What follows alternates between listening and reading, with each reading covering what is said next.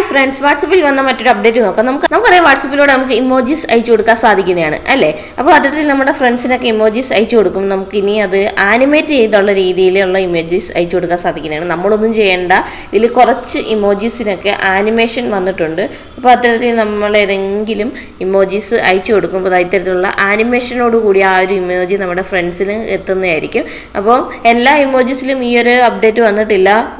Love, kiss തുടങ്ങിയ ചെറിയ ചെറിയ കുറച്ച് ഇമോജീസിൽ മാത്രമേ ഇത്തരത്തിലുള്ള ഈ ഒരു ആനിമേഷൻ വന്നിട്ടുള്ളൂ.